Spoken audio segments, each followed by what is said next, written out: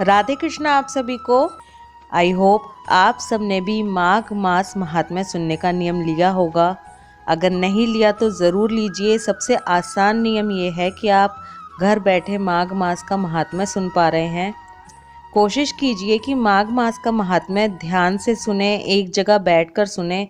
हमारे ग्रंथों में महात्म्य में इतनी सारी ज्ञान वाली चीज़ें बताई गई हैं जिसे सुन के हमें बहुत सारी ऐसी चीज़ों के बारे में पता चलता है जो हमें अभी तक मालूम नहीं है। माघ मास महात्म्य की वीडियो डेली हमारे चैनल पर सुबह 6 बजे अपलोड हो जाएगी। लाइक कीजिए, ज़्यादा से ज़्यादा लोगों तक पहुँचे इसलिए शेयर करते रहिए। अब महात्म्य शुरू करती हूँ। माघ मास महात्म्य अध्याय 1। एक समय शौनक आदि 88,000 ऋषियों ने सूत जी से कहा, हे सूत जी, कृपया कर आप हमें माघ माह का महात्म्य सुनाइए, जिसको सुनने मात्र से महान फल की प्राप्ति होती है। इस पर सूत जी बोले, हे मुनिवरों, आप लोगों को साधुवाद देता हूँ। आप लोग भगवान श्री कृष्ण के शरणागत भक्त हैं, इसलिए प्रसन्नता और भक्ति के साथ आप लोग बार बार भगवान की कथाएं पूछा करते हैं। मैं आपके कथनानुसार माघ महात्म्य का वर्णन करूंगा। जो अरुणोदय काल में स्नान करके इस महात्म्य को सुनते हैं, उनके पुण्यों की वृद्धि और पाप का नाश होता है। एक समय मैंने अपने गुरु श्री व्यास जी से कहा कि हे गुरुदेव, कृपा करके आप मुझसे माघ मास का महात्म्य कहिए, क्योंकि मैं आपका शिष्य हूँ।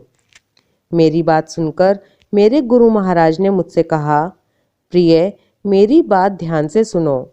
एक समय रघुवंश के राजा दिलीप यज्ञ के स्नान के पश्चात पैरों में जूते और सुंदर वस्त्र पहनकर शिकार की सामग्री से युक्त कवच और शोभायमान आभूषण पहने हुए अपने सिपाहियों से घिरे हुए जंगल में शिकार खेलने के लिए अपनी नगरी से बाहर निकले।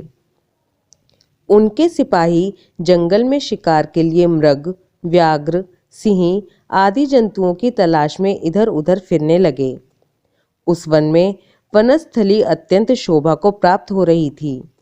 कहीं कहीं मृगों के झुंड फिरते थे, कहीं गीदड़ अपना भयंकर शब्द कर रहे थे, कहीं गैंडों का समूह हाथियों के समान फिर रहा था, कहीं वृक्षों के कोटरों में बैठे हुए उल्लू अपना भयानक शब्द कर रहे थे, कहीं सिंहों के पदचिन्हों के साथ घायल मृगों के रक्त से भूमि लाल हो रही थी, कहीं दूध से भरी थनों वाली सुंदर भैंसें फिर रही थी, कहीं पर सुगंधित पुष्प हरी भरी लताएं वन की शोभा को बढ़ा रही थी, कहीं बड़े बड़े पेड़ खड़े थे तो कहीं उन पेड़ों पर बड़े बड़े अजगर और उनकी केचुलियां भी पड़ी हुई थी।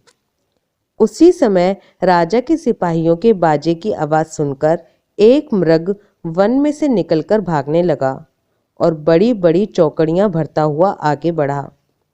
राजा ने उसके पीछे अपना घोड़ा दौड़ाया, परंतु मृग पूरी शक्ति से भागने लगा। मृग कांटेदार वृक्षों के एक जंगल में घुसा और राजा ने भी उसके पीछे वन में प्रवेश किया, परंतु दूर जाकर मृग राजा की दृष्टि से ओझल होकर निकल गया। राजा निर्जन वन में अपने सैनिकों सहित प्यास के मारे अति दुखी हो गया। दोपहर के समय अधिक मार्ग चलने से सैनिक थक गए और घोड़े रुक गए। कुछ देर बाद राजा ने एक बड़ा भारी सुंदर सरोवर देखा, जिसके किनारों पर घने वृक्ष थे। इसका जल सज्जनों के हृदय के समान स्वच्छ और पवित्र था। सरोवर का जल लहरों से बड़ा सुंदर लगता था।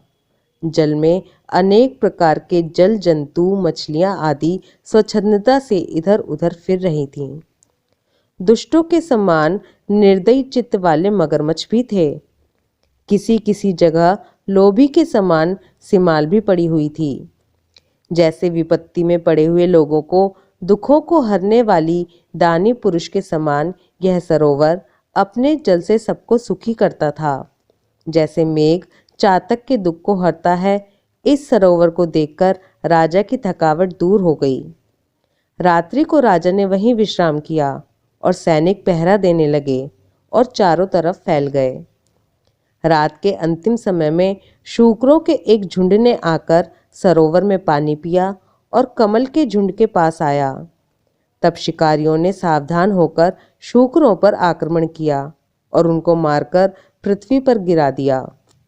उस समय सब शिकारी कोलाहल करते हुए बड़ी प्रसन्नता के साथ राजा के पास गए और राजा प्रभात हुआ देखकर उनके साथ ही अपनी नगरी की तरफ चल पड़ा, जिसका शरीर तपस्या और नियमों के कारण बिल्कुल सूख गया था, जो मृगछाला और वल्कल पहने हुए था और नख, रोम तथा केश धारण किए हुए था। राजा ने ऐसे घोर तपस्वी को देखकर बड़े आश्चर्य से उसको प्रणाम किया और हाथ जोड़कर खड़ा हो गया। तपस्वी ने राजा से कहा कि हे राजन, इस पुण्य शुभ माघ में इस सरोवर को छोड़कर तुम यहाँ से क्यों जाने की इच्छा रखते हो? तब राजा कहने लगा कि महात्मन, मैं तो माघ मास में स्नान के फल को कुछ भी नहीं जानता। कृपा करके आप विस्तार पूर्वक मुझे बताइए। माघ मास महात्म्य अध्याय 1 समाप्त। ओम नमो भगवते वासुदेवाय नमः। राधे कृष्णा।